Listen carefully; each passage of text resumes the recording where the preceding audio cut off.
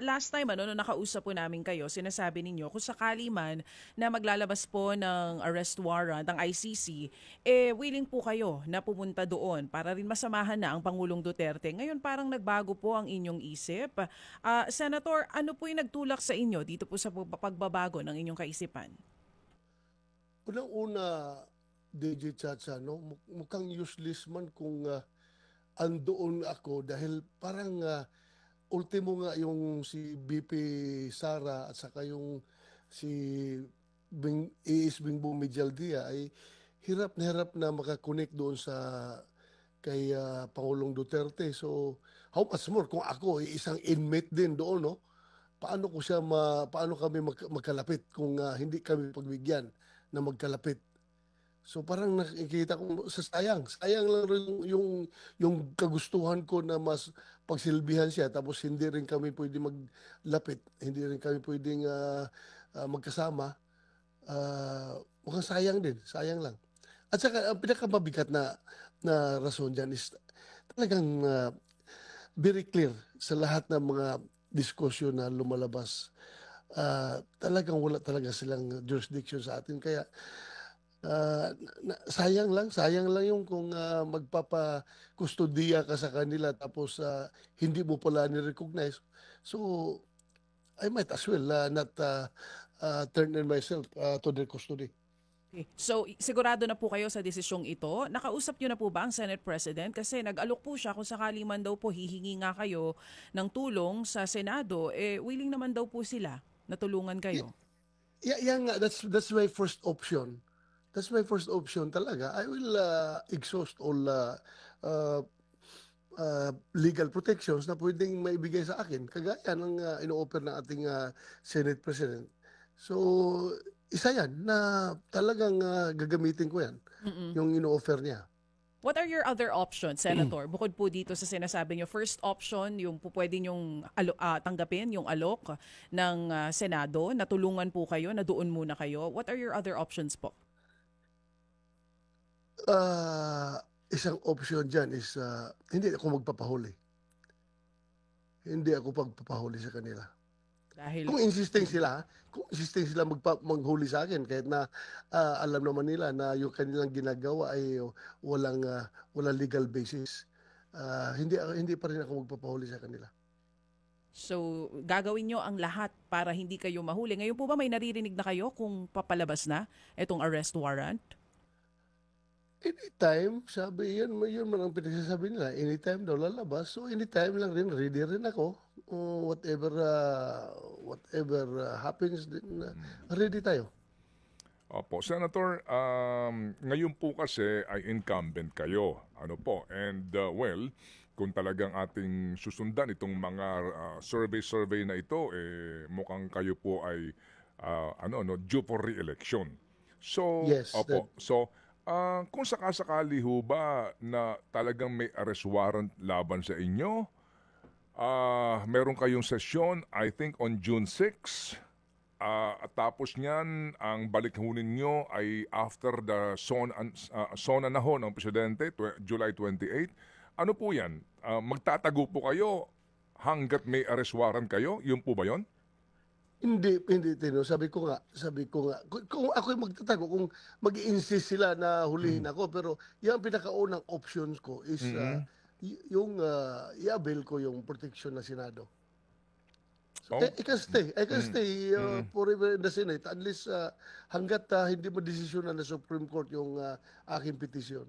Okay, sige. So para mas klaro po, no? Kasi ngayon, sir, sorry, ngayon nga po ang tanong nga ng marami dito na nanonood sa atin, bakit ba pabago-bago na sinasabi o desisyon si Senator Bato? Siguro doon po muna tayo.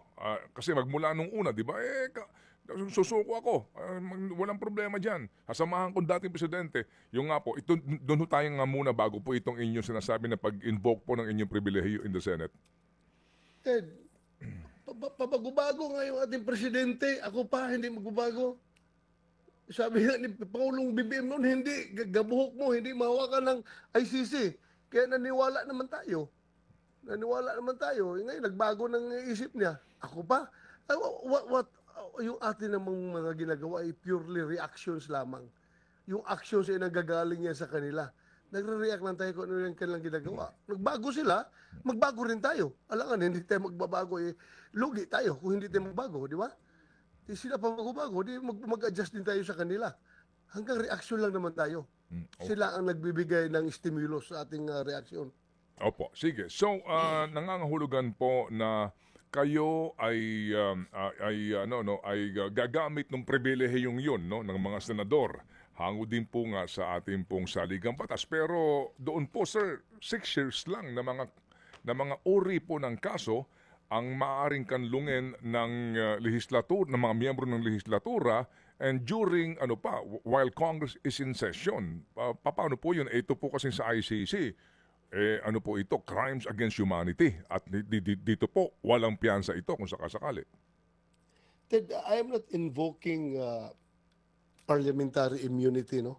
I'm not invoking that immunity dahil alam naman natin na yung immunity na covered ng immunity is only 6 years and below. What I am invoking is the tradition of respecting the institution. Meron na tayong mga precedents niyan na nandoon sa loob kahit na above 6 years yung kanilang kaso ay nag-seek ng review sa Senado. May mga precedents na yan. At yung mga precedents na yan ay ginawang tradition at yan ay nirespeto ng branches of government. Kaya nga malakas ang loob ni Senator Chis na mag-offer sa akin ng ganong klaseng protection. Sir, do you include dito po sa inyong sinasabing president ang kaso ni Madam Leila de Lima? Hindi. Kasama na yun, pero maraming instances na yung Senate President ay nagsabi na hindi siya papayag na arestuhin yung kanyang membro sa loob ng Senado. At yun naman ay nirespeto ng executive branch of government. So, maraming presidents na yan, Ted. Opo.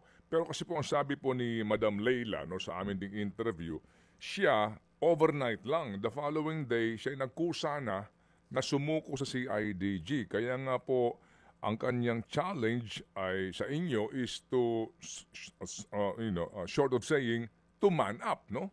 And face the music.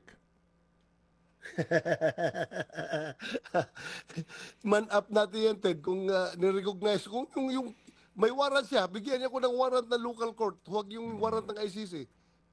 Kung meron silang warrant ng local court or Supreme Court, then harapin ko yan. Pero as I have said, I do not recognize the jurisdiction of ICC, so bakit ko harapin yan? Hindi ko harapin yan. Kung meron sila sa Supreme Court galing na warrant, harapin ko yan. Yung mga kaso naman, Dilima, dito naman yun. Local naman yun na kaso, hindi man yung ICC. Opo, sige po. Senator, ngayon po ay panahon ng kampanya, ang bawat grupo may kanya-kanya na po silang mga event at mga mga programa. Kayo po dito po sa panig po ng PDP, kumusta po kayo? As in, hindi mo na kayo sasama doon sa mga events nila? Paano kayo makakapagpangampanya ngayon? Sasama ako. Bakit hindi ako sasama? Sasama ako din. Sasama ako. So, hindi kayo tatago? Hindi ako magtatago. Wala pa namang warrant. Bakit ako magtatago? Wala namang warrant. Okay. Kailan ang next event ninyo? Titingnan ko sa kalendar ko. Oo. Right now, evented. Andito ako, umiikot ako. At hindi ako nagtatago. Kinakausap ko yung mga tao. Guerrilla tactics nga lang yung aking pangangampanya. Opo. Wala tayong audience, wala tayong post. Kaya, kuwan lang. Papunta na lang sa mga kung sinong gustong humarap sa atin at makinig. Opo. Sige po. Meron ba kayong pakikipag-usap kay VP Sara habang siya naandoon sa Dahig? Wala. Hindi ko na siya makontak. Okay. Pero you're trying to reach her? Hindi ko na makita. Hindi ko makita yung kanyang kuwan kasi yung cellphone niya, parang nagbago ng cellphone. Opo. Birthday po ng dating Pangulo on March 28. May balak ba ho kayong gumawa ng kaparaanan para makausap ang dating presidente? titingnan ko, hanap ako ng paraan. Oo. Kung sino pwede kontakin doon na mai-connect tayo doon. Pero sa FCN, mukhang mahirap mo yung makonek doon. Sila nga mismo na nandoon. Sila Harry Roque, sila si Robin Hood Padilla, Senator Robin Hood Padilla. Medyo nahirapan nga, nandoon na sila physically. How Opo. much more tayo na napakalayo natin dito. Opo, opo. Kung sakali po at makausap niyo po ang dating presidente, meron ba na, pwede ba, yung kung mamarapatin lang ninyo, ano kaya ang maaari niyo po sabihin sa kanya pong, it's 79th birthday, right? O 80th? Well, ang masasabi ko lang sa kanya ay itong lahat ng mga pagsubok na ito ngayon ay malalampasan natin ito. Malalampasan natin ito. Walang permanent sa mundong ibabaw. Everything is temporary. So magpakatatag lang tayo, laban lang at huwag mag-surrender. Yun lang ang ating isasabihin sa kanya. Huwag siyang sumuko sa laban. Laban lang because the whole Filipino people, hindi ko naman sinasabi na 100% kasi meron naman rin talagang tuwan-tuwa na nakakulong siya ngayon. Pero majority of the Filipino people, even those who are outside the Philippines, other parts of the universe ay nandoon na nakikiramay sa kanya at gustong-gustong maibalik siya dito sa Pilipinas. Opo. Senator, ang inyong partido, PDP, ay sigurado magpapagawa po ng inyong sample ballot, di po ba? Para sa inyo pong line-up, right? Opo, no? Oh. I'm not sure. Pero kasama yan sa mga plano siguro. Isasama nyo ba ang pangalan ni Senator Amy Marcos sa sample ballot ninyo? I don't know, Ted. I don't know. Pag-usapan pa yan ng partido. Pero kung ako ang tanungin mo, personal wala akong masamang kuhan kay Sin Aimee. I know her personally. She's my best friend sa Senado. Wala akong nakikitang masama sa kanya. Opo. So, kumbaga, wala kayong objection kung isama po sa sample ballot ng inyong partido ang pangalan ni Senator Amy? Well, depende yan. Kung desisyonan yan ng executive committee or pangkalahatan ng PDP, ako'y wala akong, as I've said, wala akong masamang tinapay kay Senator Amy. Okay, sige po. So ito po, ano po ang inyong masasabi ngayon sa mga nanonood, nakikinig po sa atin? Mula dito po nga po, dito ngayon sa inyong sitwasyon para din po kayo mas maintindihan po nila. Lalo na ho doon sa mga baka po nga hindi na aiintindihan itong inyong mga sinasabing umano'y pabago-bago pong statement. Go ahead, sir. Sa aking mga kababayan, alam mo, I am a graduate of the Philippine Military Academy. Alam po ninyo, pinag-aralan namin yung military strategy, military tactics, lahat-lahat alam natin yan. Kung kayo man ay medyo napansin nyo pabago-bago, then that's part of my strategy. Yun po ang aking estratehiya yan. Kaya the main objective of all of this lahat ng sinasabi ko is mapagsilbihan kayo at mapapatuloy yung aking advokasya laban sa illegal na droga at kriminalidad. Kung ako man ay nagbabago ng aking statement, itanungin niyo muna si Presidente Bongbong Marcos bakit siya nagbago. Kaya ako nagbago, nag-a-adjust lang rin ako sa kanilang polisiya laban sa atin. Hindi po pwedeng magiging fix tayo, otherwise sitting ducks tayo kapag ay tayo i-fix ang ating position. Kaya pabago-bago tayo. So sana maintindihan ninyo, I have to survive. I have to survive all these trials that thrown before us. At hindi po pwedeng pakuanta ito, para lamya-lamya. Kailangan yung kung kanito katuso yung gobyerno na kaharap mo, kailangan marunong ka rin mag-adjust. So, yun lang din. Opo, Senator, sorry po, may pahabol lang dito na katanungan ng aming mga kasamahan po sa news, no. Just a reaction po doon sa comment din ng Malacanang at ng ilang pa doon sa inyong sinasabi na si Secretary Anyo ni hindi man lang sa inyo tumimbre bilang mga magkakaibigan o dating miyembro ng gabinete ng Pangulong Duterte. Ang sinasabi po, ano bang inaasahan mo dito kila Secretary Anyo? Ang loyalty sa inyo, sa mga Duterte, sa iyo, Senator Bato? Oo, dapat ang loyalty niya sa bayan. Ano pong yung reaction doon? Well, I agree with him. But kahit pa paano, Ted, you cannot totally dehumanize a person. Kung meron kayong connection sa tao na yan, officially, personally, or whatever, emotionally, kung anong connection meron ka, hindi mo pwedeng mawala yung kaya nga meron tayong sinasabing utang na loob, di ba? Meron tayong sinasabing utang na loob. Kaya hindi mo totally ma-detach yung personal mo na buhay sa yung official na buhay. Kaya ang sabi ko lang naman, hindi naman sa akin tumawag. Sana naman lang pindot mo lang siya doon kay kung hindi kay President Duterte, mga people around President Duterte, nakahanda na yung warrant dito.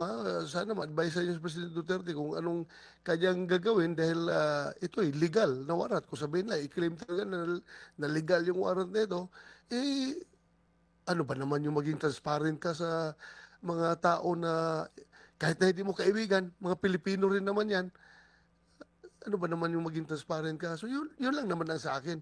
I'm not obliging, I'm not, he is not obliged to share everything. Pero kunting pindot lang sana. Yun lang naman ang sa akin. Para tao lang tayo. Hindi naman tayo mga robot. Yun lang naman ang sa akin. Pero kung hindi ayaw niya magbigay ng impormasyon, ano magagawa natin? Normal lang sa atin yan, Ted, na medyo sumama ang loob. Pero hearing his explanation, I am more inclined to believe the statement of Secretary Anyo and over the statements of other cabinet members. Mas naniniwala ako kay Secretary Anyo because we both belong to the Philippine Military Academy Alumni Association, and still nasa puso't isipan pa rin namin yung courage, integrity, and loyalty. Yung integrity niya, kung nagsabi siya gano'n, yung explanation niya, more inclined ako na naniniwala sa kanyang pinagsasabi. We just leave it at that. Okay. Senator Bato, we wish you good luck, sir. At kung sakasakali po, muli kaming tatawag kung mayroong mga balita pong dapat niyong liwanagin. Salamat po.